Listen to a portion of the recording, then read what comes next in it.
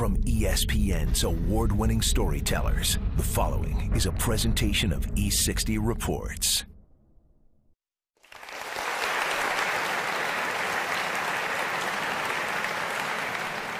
Thank you for this very special reception.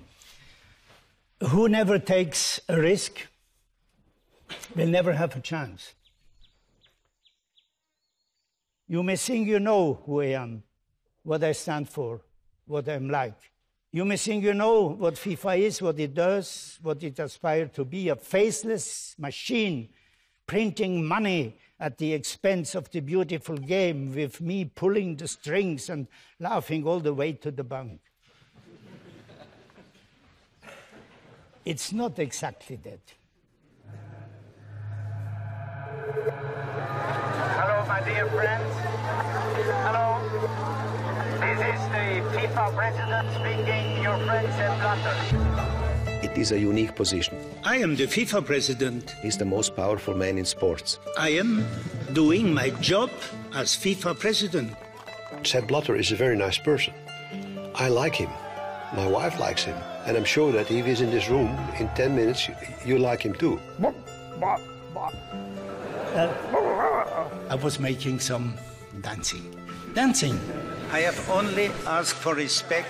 He lives in his own little world of denial. Quite clearly, Sepp Blatter has presided over an increasingly endemic culture of corruption within FIFA. FIFA is not corrupt. Nothing happens in the organization without his authority. It's not a democracy. Qatar! Never has been. These difficulties will be solved inside our family. That's no way to run a global sporting organisation like it's some sort of mafia family. But that, I'm afraid, is what it has become under his leadership. Nobody should underestimate Sepp Blatter. Crisis?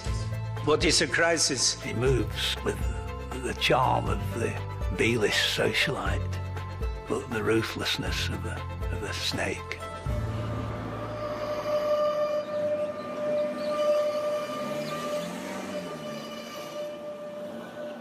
Here in Zurich, Switzerland, on May 29th, more than 200 sports executives from across the planet will gather for an election. They're coming here to decide who will hold the most powerful position in the world of sports, the presidency of FIFA, the global governing body of soccer. They're widely expected to re-elect Sepp Blatter, a 79-year-old from Switzerland who has led FIFA since 1998. Over the course of the next hour, we'll chronicle Blatter's rise to power and his tenure as president. We'll also attempt to show how, despite innumerable controversies, despite constant scandal, he has managed for so long to maintain his grip on power. All of FIFA's power and prestige derives from one simple fact. It owns and operates the FIFA World Cup, the most lucrative, most popular event of any kind on planet Earth. Thank you.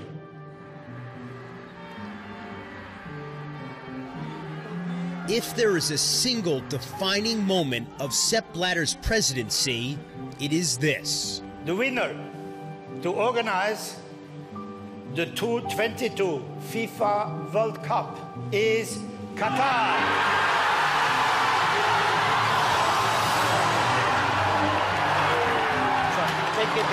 Even now, the decision still mystifies. Qatar? There's between 1 and 50 reasons why that is an awful idea. There are now allegations that some FIFA executives took bribes to put the World Cup in Qatar, and I hope that's true, because otherwise it makes literally no sense. Jutting into the Persian Gulf, Qatar is a tiny but extremely wealthy nation. Roughly the size of Connecticut, with fewer than 300,000 citizens, and no soccer tradition to speak of. Summer temperatures there routinely exceed 120 degrees Fahrenheit. More important, human rights experts say Qatar 2022 is a catastrophe in the making. Conservatively, from the figures of just two countries, India and Nepal, more than 4,000 workers will die before a ball is kicked off in 2022. There is not one single doubt that the World Cup 2022 will be organized in Qatar. Decision taken by the Executive Committee on the 2nd of December 2010 and not reversible. I think a lot of fingers are being pointed to Qatar. You're the bad guys, you're the bad guys. But the bad guys is FIFA. They're the ones who set up the rules. Phaedra Al-Majid is an Arab-American media consultant. 6 years ago, she was working for Qatar's World Cup bid committee. I don't think anyone took us seriously. We weren't anyone to reckon with. I don't think anyone really cared. It's January 2010. Al-Majid and the rest of the Qatari bid team are in Luanda, the capital of Angola. A conference of African soccer officials is taking place at this hotel. In attendance were members of FIFA's Executive Committee, or EXCO. Each had one of the 24 votes that would decide where the 2022 World Cup would be held. What did you see in Angola? I witnessed the Qatari team offering to different EXCO members money in exchange for their vote. You were there? I was there in the room, yes. How much money? 1.5 million. Per vote. To three different... To three different members. Three different members.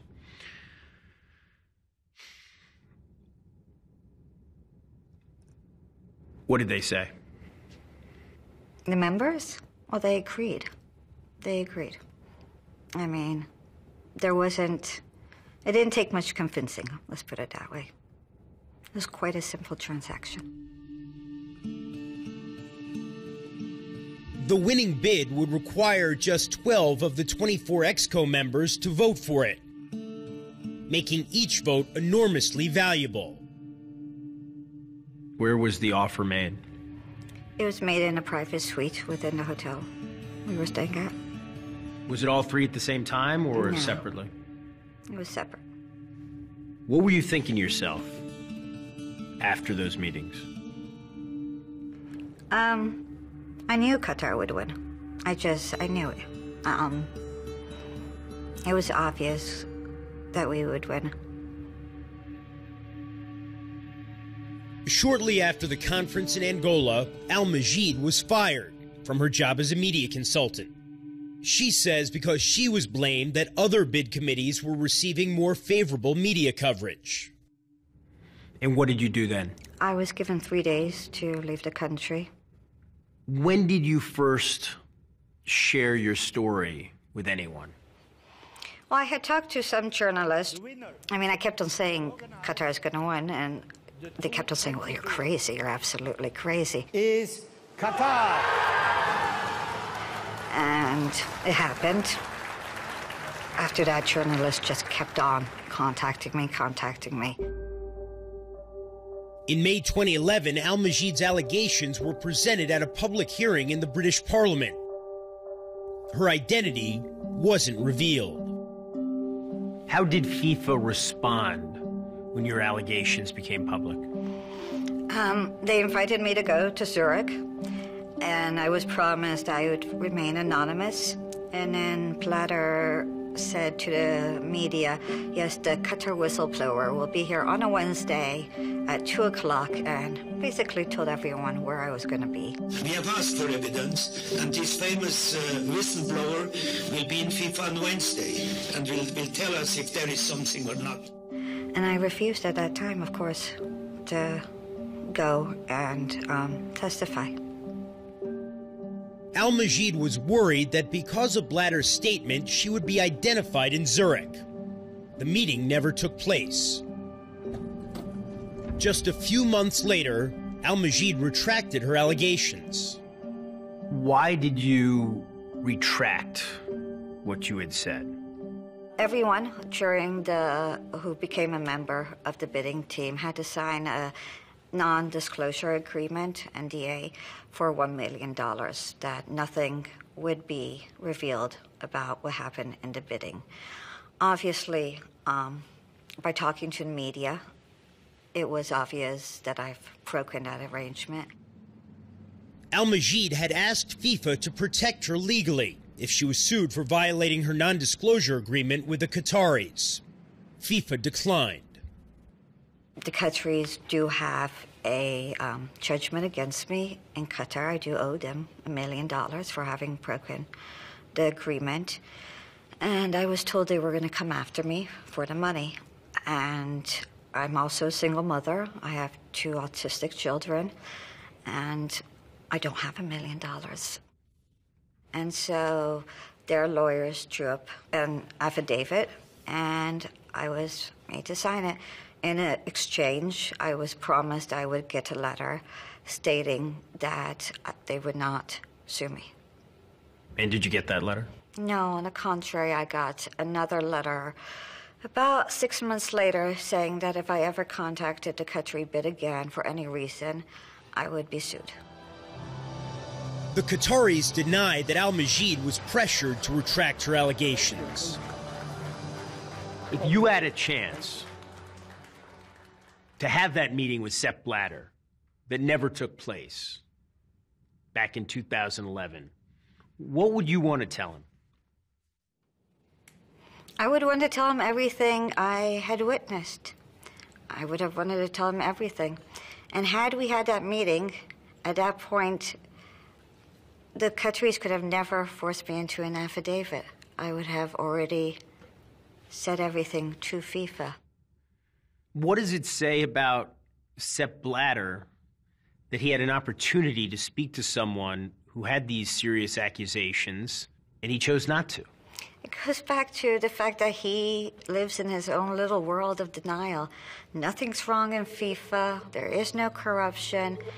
It's just this troublemaker who's claiming that there's problems, but there's nothing wrong. That's why we set out to speak to those who have known Sepp Blatter best, observed him up close, to find out what drives the most powerful man in sports.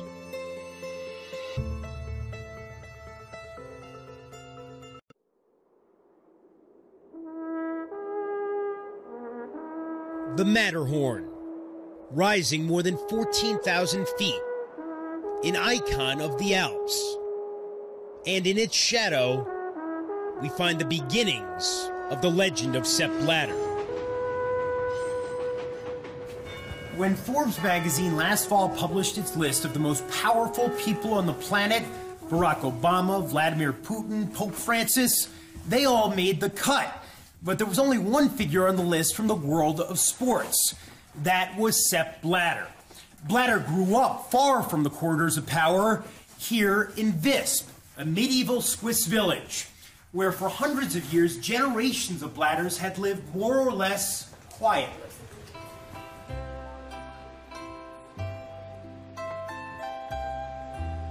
Hier in Visp ist einfach der Sepp. Läuft hier in Visp frei herum, wie jede natürliche Person auch.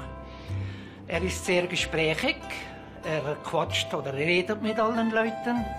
For more than 40 years, Blatter has been coming to Joseph Schwartz's bakery. The specialty of the house was created specifically in his honor, FIFA bread. Und dann haben wir eben obendrauf diese Obladen, dass das aussieht wie ein Ball und in der Mitte drin das FIFA-Zeichen. Ist eigentlich ein einfaches Brot, aber ein sehr gutes. Life in this 1,000-year-old village is also simple. It's small. It's tiny. Some people, they like to be king in a village, and some of them, they want to become bigger in a town or in a city or in a nation. And Sepp Blatter is definitely the second case. Bruno Offentronger is the author of the only full-scale biography of Blatter, Sepp, King of the Football World. He was born in a family which was, let's say, They were not rich. They had not a lot of money. I wouldn't say they were poor. I think that's a legend. Well, not poor, but not a lot of money. The oldest of 4 children, Sepp was cared for at home by his mother. His father worked long hours at the local chemical plant. It was during young Sepp's time at this elementary school, which now bears his name, that he discovered his life's passion. I was football mad as a boy. I still am. I played whenever and wherever I could. Kicking a ball against the wall if there was nobody else to play with. I wasn't so bad either. He was forward. People told me that he was very quick. He didn't want to pass the ball. He wanted to score by himself. Et puis on gagnait en général, parce que Sepp marquait énormément de buts. Je me souviens parfaitement d'un match contre les juniors de Massonger où Sepp a marqué 8 buts et nous avons gagné 14-0. Antoine Schopp was a teammate of Blatter's. He's known him for 70 years. La toute première qualité qui vous impressionne toujours, c'est le charme. Je n'ai pas connu un être aussi charmant que lui. As a teenager, Blatter would leave Visp to attend boarding school and later college. But soccer was his dream. I was offered at that time a professional contract by a club. I needed the signature of my father on the contract. And he refused to sign the contract. Can you imagine? He took this contract. My son, he said, you will never earn your living with football.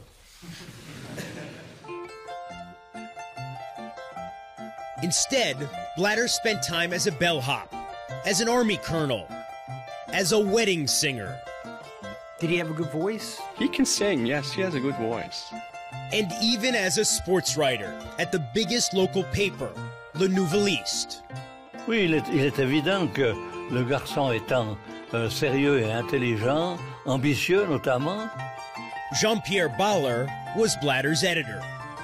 Oui, il est bien clair que lorsqu'il était correspondant, il n'avait pas l'ambition de devenir journaliste, certainement pas. Lui, il voyait, disons, son avenir différemment. In 1964, he went to work at the Swiss Hockey Federation. Soon, he was in charge. But his big break came in 1975, when he was hired by the financially strapped organization that governed world soccer, FIFA. Blatter was one of only 12 employees. That changed his life completely because he has a mission then, the mission to develop football and to raise the money, let's say, to start to sell football as an asset. And he did. Together with then FIFA president João Havelange, Blatter helped turn FIFA into a cash cow, selling TV and marketing rights for millions of dollars, all amid allegations of corruption. What did Havelange see in Blatter? A lieutenant, a good, loyal lieutenant. By 1998, after 24 years in office, Havelange announced he was stepping down. It was Blatter's chance to go for the top job. His opponent would be Lennart Johansson of Sweden, who promised to make FIFA more transparent. What was at stake for FIFA in 1998? The choice was a stark choice there, represented by Blatter as the candidate of continuity against the European president, Lennart Johansson, as the reform candidate. That's what was at stake. Alan Tomlinson has been researching and writing about FIFA for 30 years. He was in Paris on June 8, 1998, for the election. There were reports that classic envelopes of cash were going under doors in the hotel in Montparnasse. Monsieur Joseph Blatter, 111. Monsieur Lennart Johansson, 80. Merci de m'avoir élu à la présidence de la FIFA. Merci beaucoup. I was surprised, disappointed when I had to face facts. I heard rumors of what happened in the corridors before the election. These are rumors. Something happened that was not fair. There are too many people whom I trust who told me what went on. And it hurts. The age of Sepp Blatter had begun.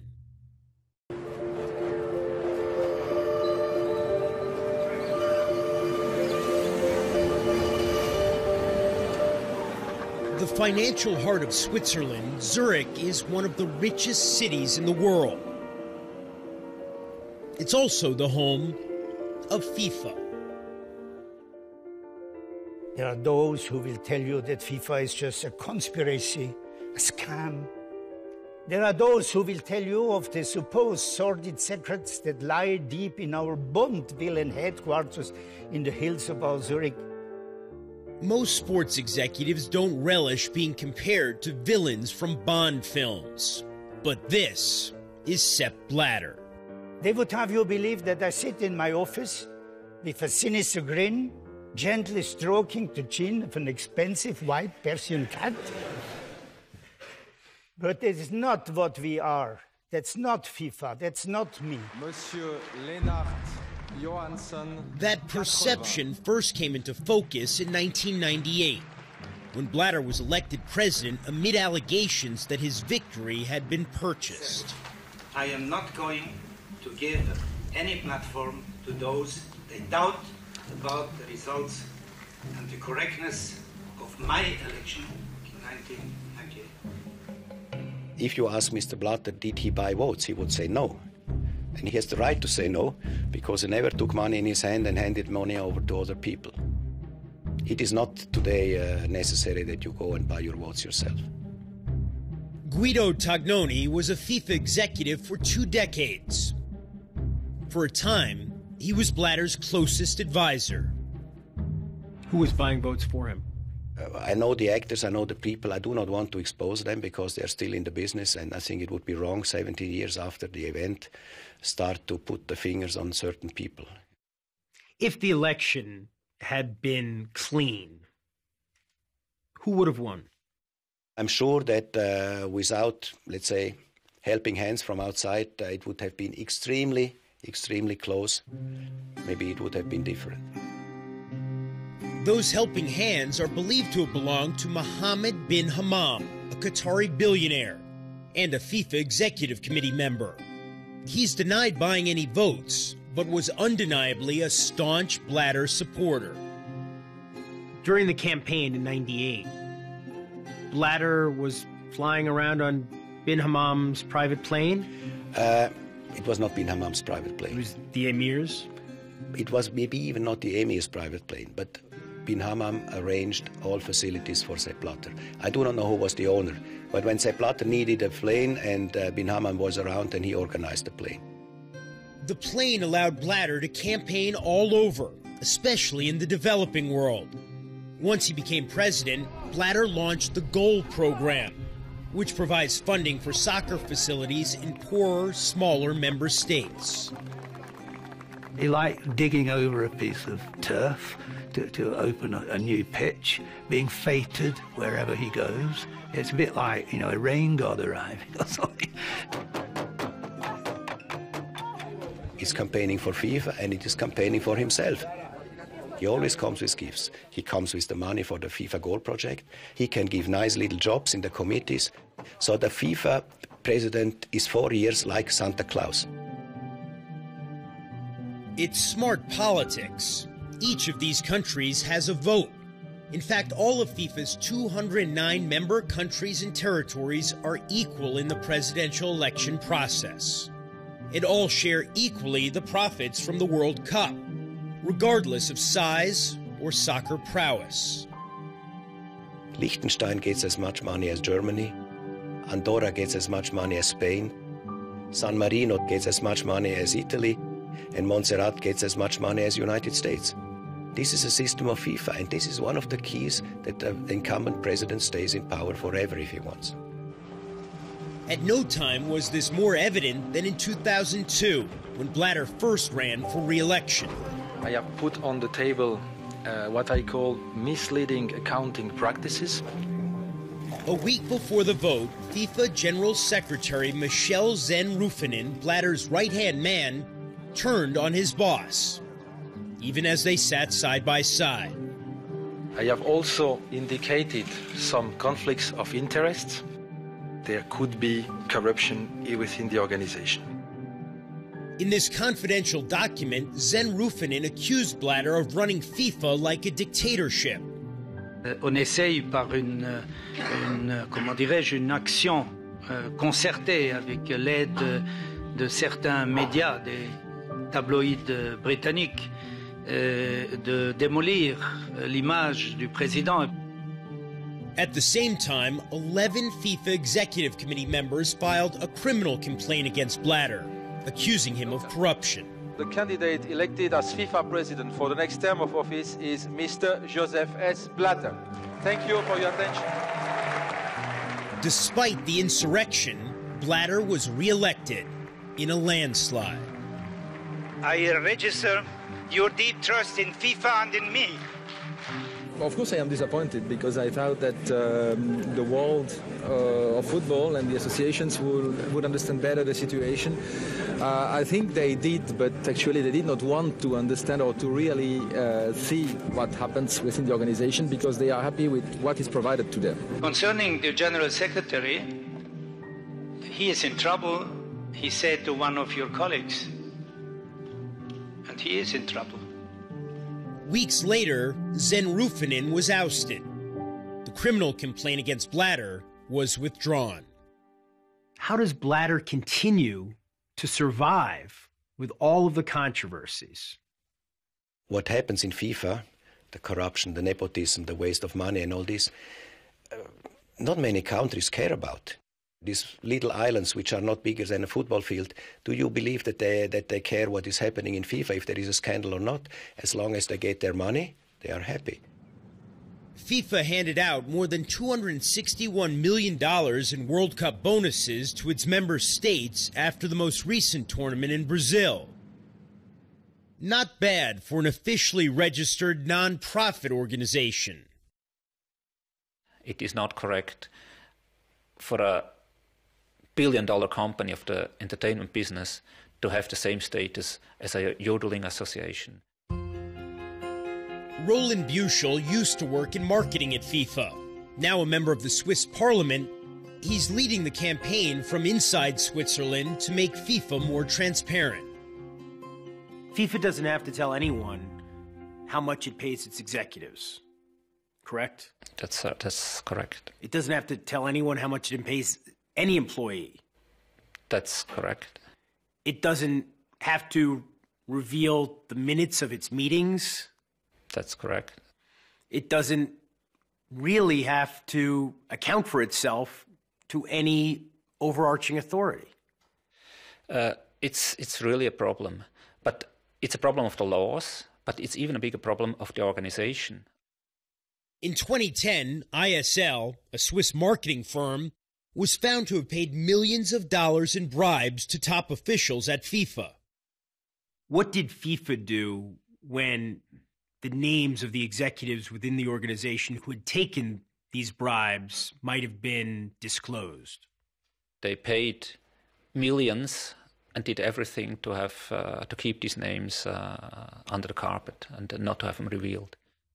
Is there any reason to believe that Sepp Blatter personally accepted bribes? I consider Sepp Blatter a very intelligent person. a person who knows what he has to do to remain in power. And I don't think that he's been as stupid as to have taken bribes himself. In the end, Blatter himself wasn't implicated, but it was determined that he knew that ISL had paid João Havelange $1.6 million. I see let's say, no clouds in the heaven of FIFA now, tomorrow, or the day after. Blatter came out and said something, we've been cleared, we're fine, walk away. Mr. Blatter has one problem.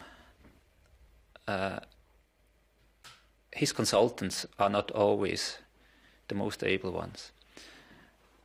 Blatter seeks loyalty and not quality. And when he says what they suggest to him, so maybe he says stupid things like that.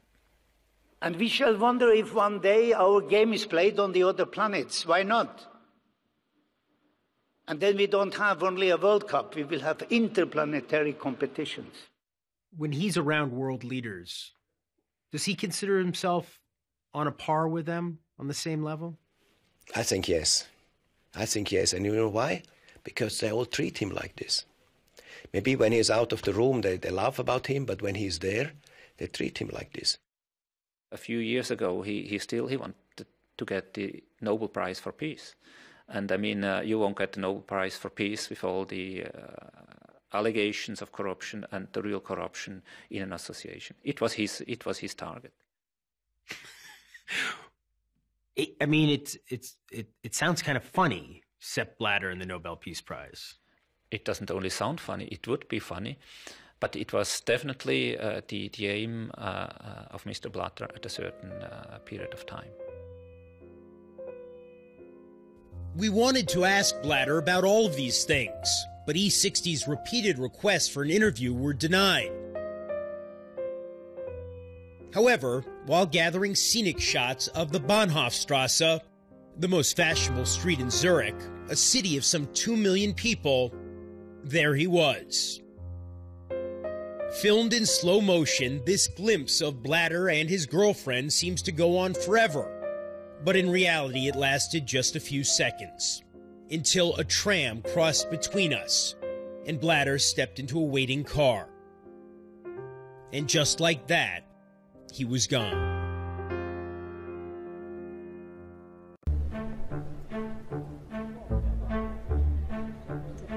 If you're looking for the soul of soccer, you could do worse than an English pub.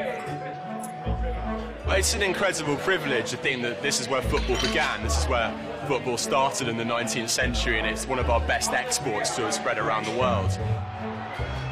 And I always say to people who don't love football, is there anything in your life that makes you jump up and scream for joy, and then have another 40,000 people doing it there with you? And it's an incredible feeling.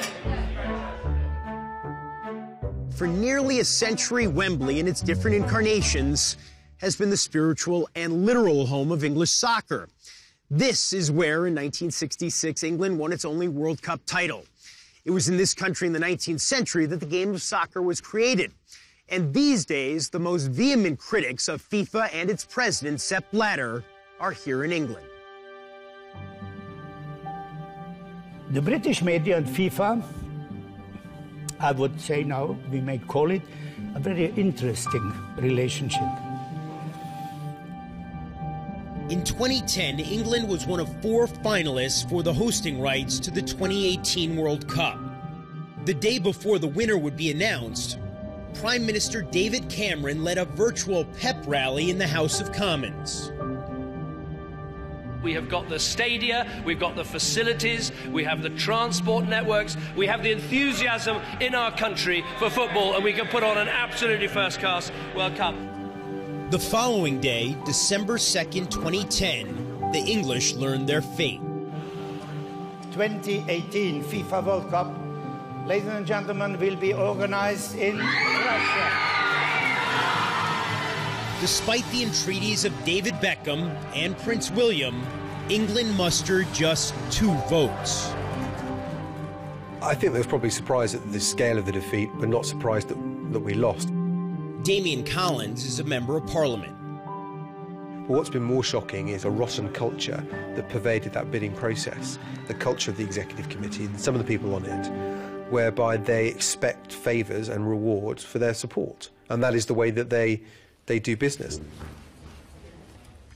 Some things which were put to me personally, sometimes in the presence of others, which in my view did not represent proper and ethical behaviour. Lord David Treisman, the chairman of England's bid, testified before a parliamentary committee in May 2011. He said that 4 FIFA Executive Committee members had offered their votes in exchange for cash and favours. One wanted $4 million for an education centre. Then said that the funds could be channeled through him and he would guarantee that they were appropriately spent. Another EXCO member wanted to be called Sir. He believed that a knighthood from the United Kingdom would be appropriate. And it was put to me that as a former Foreign Office Minister, I must know how these things are organised and could probably achieve it if we had a mind to do so. What we're talking about is people allegedly soliciting bribes. And that is an offence, and it's an offence around the world. And if you did that in business, then you could expect to be prosecuted for it. But it wasn't just the 2018 bid that seems to have been corrupted. Just a few minutes after England's loss, there was this announcement. The winner to organize the 2022 FIFA World Cup is Qatar.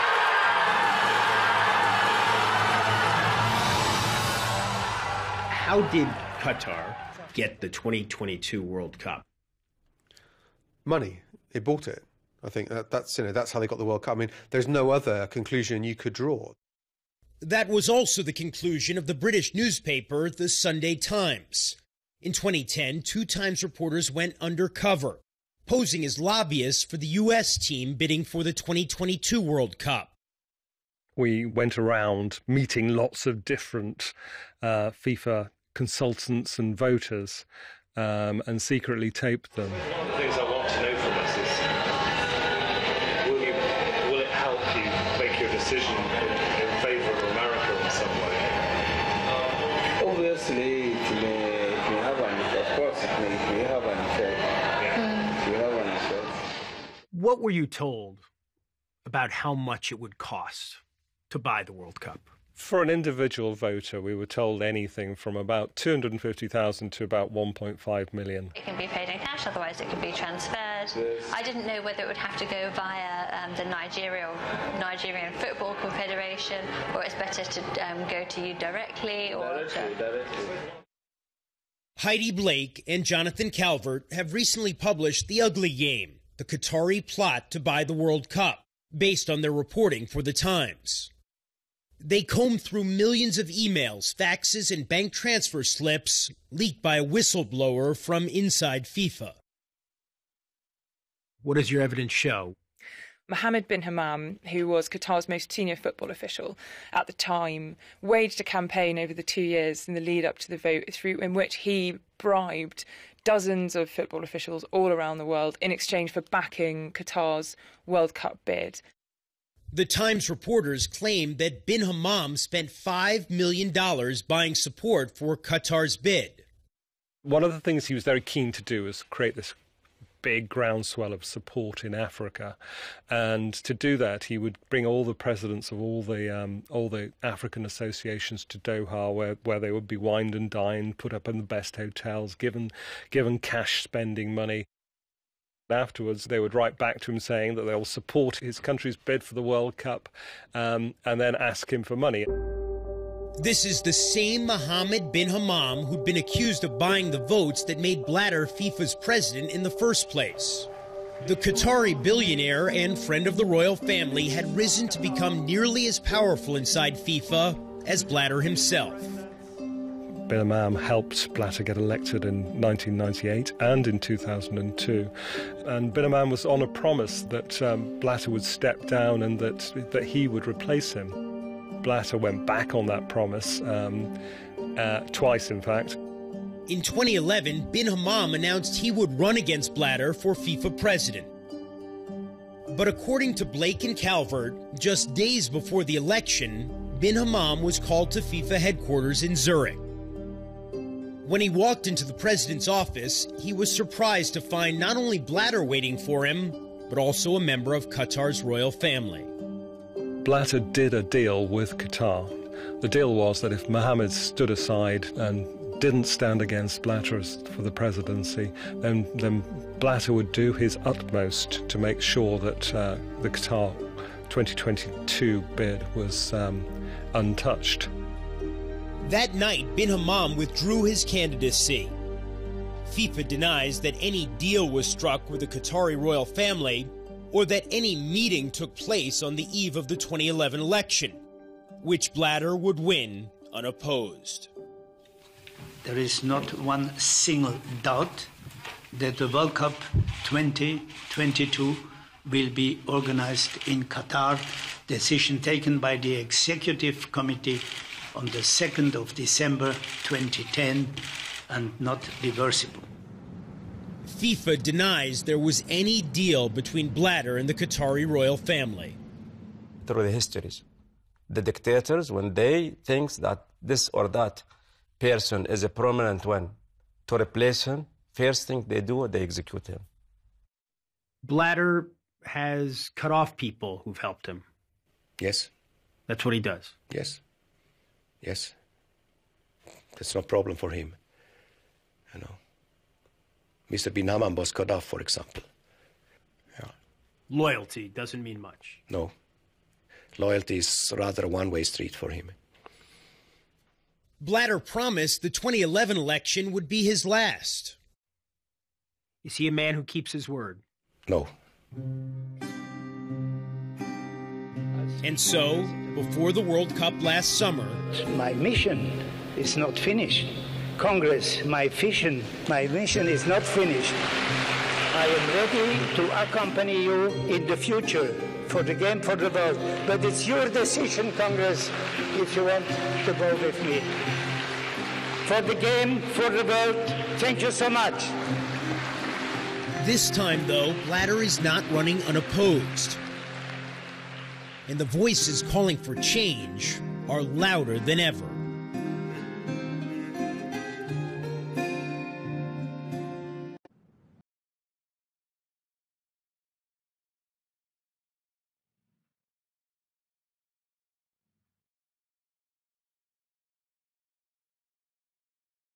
Since ascending to the presidency of FIFA in 1998, Sepp Blatter has worked tirelessly to consolidate power and to stifle potential rivals for the position. But amid growing and recent harsh criticism of his leadership, he issued a challenge. He said to his critics, if you don't like the way I'm doing things, then have the courage to run against me. And they have. In fact, 3 men are now running against Blatter. They all came here to Vienna to state their cases. There seems to be a lot of secrets going on. We don't know how the money is spent, what money is spent, who gets what. As much as football is loved around the world, and it is the most popular sport, I think the reputation of the organization is the opposite. And I think that the only way to change that, to be honest, is a change of leadership, with all respect to everyone.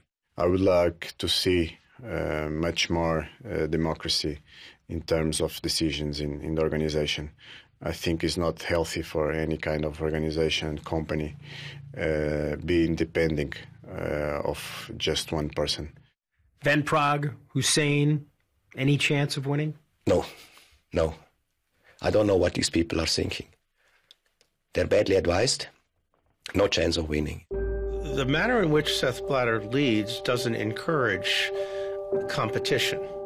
An expert on ethics and transparency, Michael Hirschman was appointed in 2011 to FIFA's newly formed Independent Governance Committee. And it was only until the voices got loud enough and the sponsors started to question what is going on in FIFA that they decided it's time for us to undertake a reform.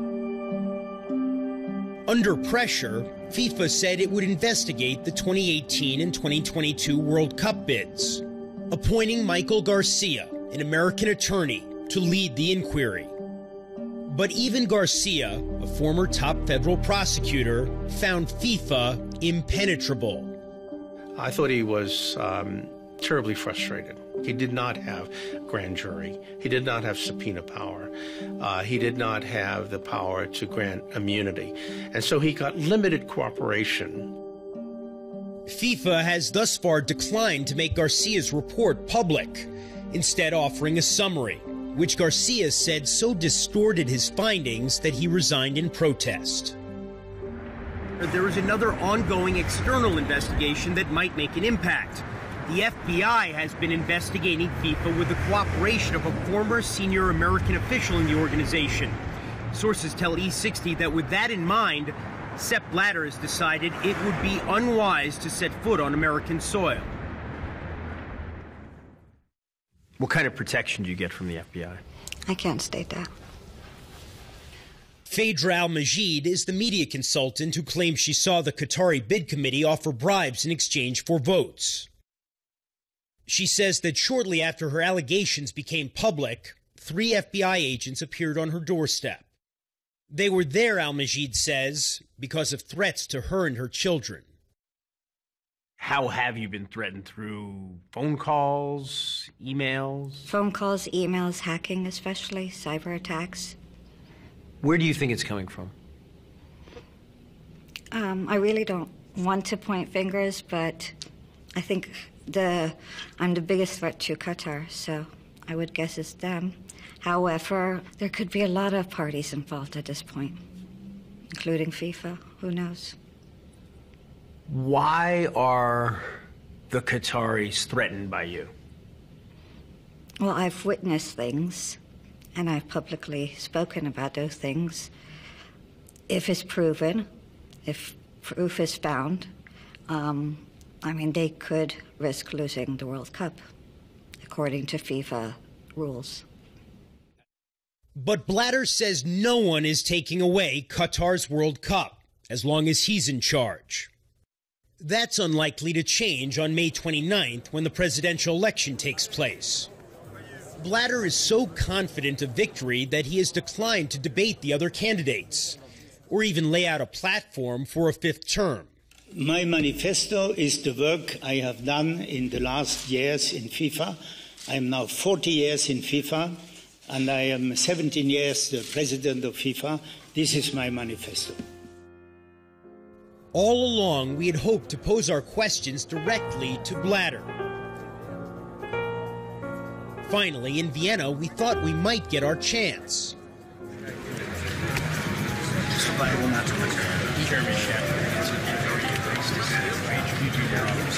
Yes, I remember.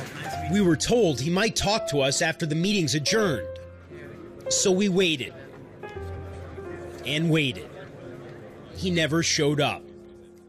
The most powerful man in sports, after all, answers to no one. Who do I think football belongs to? Well, ultimately, it belongs to all of us. It belongs to the fans. Football belongs to the people. Football is for everyone. Well, if we didn't watch it, it wouldn't be there. Football basically belongs to everybody. The game was invented in England, codified in England, but it now belongs to the world. FIFA behaves as if it would belong to them, and football definitely doesn't belong to FIFA, and for sure not to their executives.